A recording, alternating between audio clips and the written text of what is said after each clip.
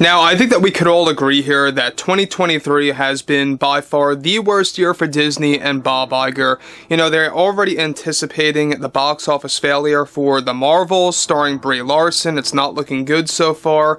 That's still, by the way, slated for its November 10th release date. They're also really trying to find a way to course correct Snow White, the live-action remake, when it comes to the marketing for that film. They already dialed back on 45% of their planned marketing funds for that movie, which is already going to give them less exposure, which is a recipe for disaster for Disney. This is Mike Zero. Subscribe if you're new and like this video to see future updates. I'm also on Twitter at Mike01. I thank you also very much for the great and kind support. Now, one thing about actress Gal Gadot is that she really has been caught up in a lot with the Disney drama. Everything ranging from Snow White director Mark Webb to writers Greta Gerwig and Erin Wilson. And let's not forget about the whole Rachel Zegler fiasco. Now, we know that there's a lot of endless things happening with Snow White. Re-edits are underway. They are, like I said before, cutting back on the marketing of this film. And they're also hiding the 7 actors that portray the 7 magical creatures in this movie from appearing at the world premiere and on many of the interviews affiliated with many companies out there like Access Hollywood or Empire, etc., etc.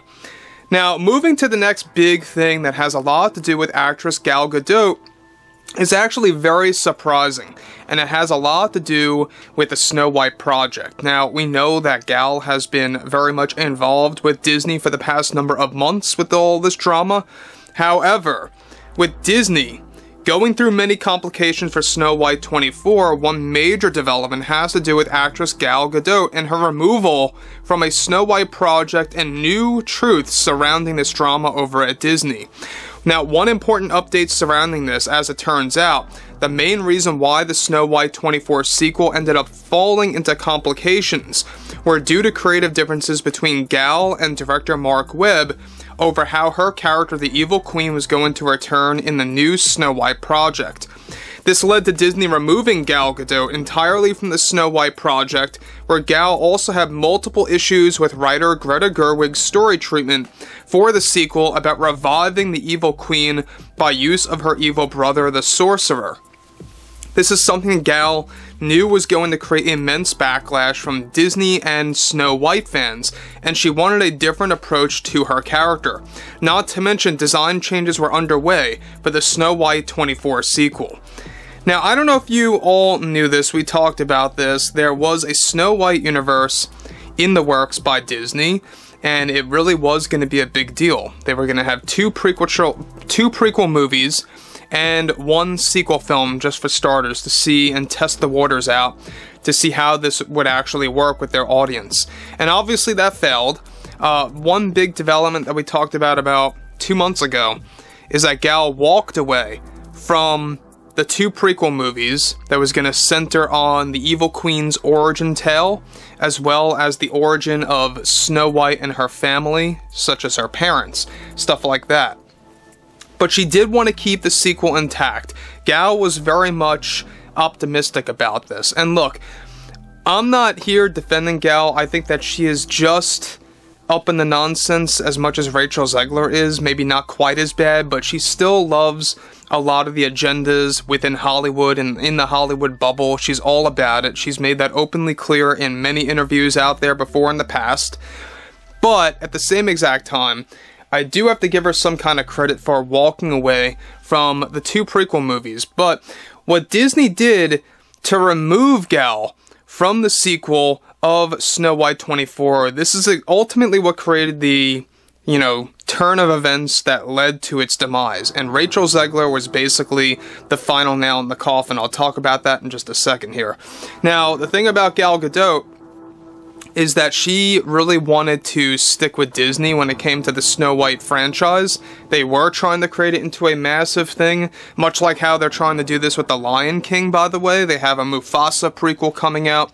They're going to have another prequel that's going to center on Scar. And they also want to make a direct sequel to Lion King 2019, kind of similar to how there is an animated Lion King sequel, technically, and they want to actually kind of adapt that as well. But not to get too off subject here, let's focus on the next thing here about Gal.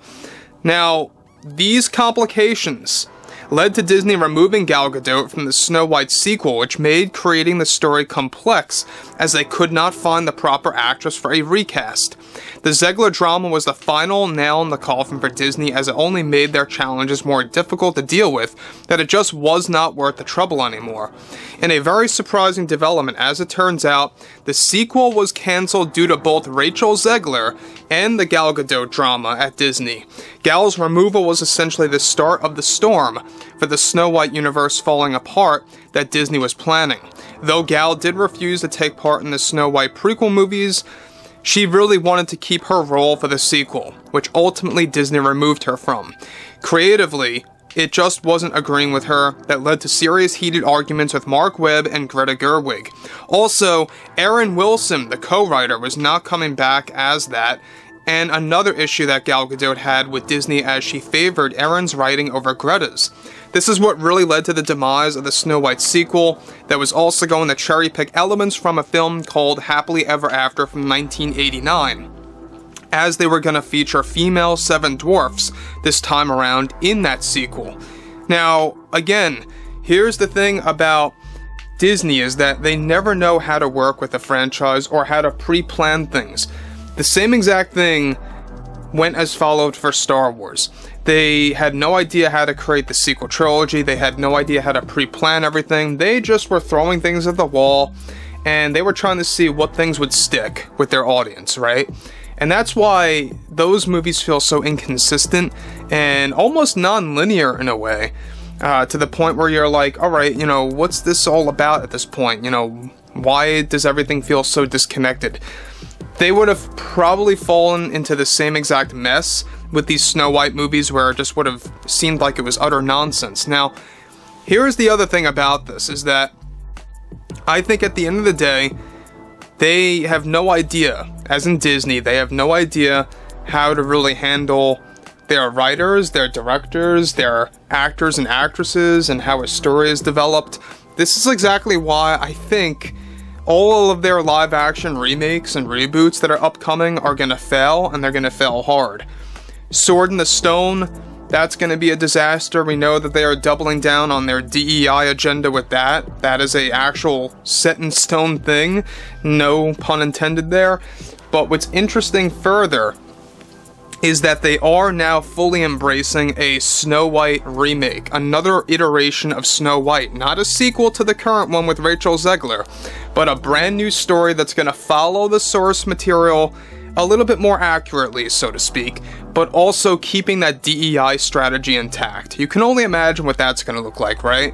In other words, from what it sounds like, it's going to be more accurate and it's going to be less woke. That's about it.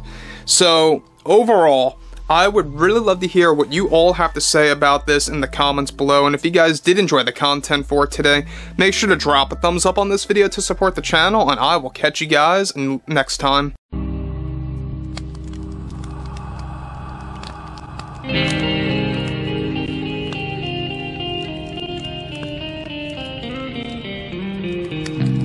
Gun in hand, we are alone again. From night to moon, we hear their moans again.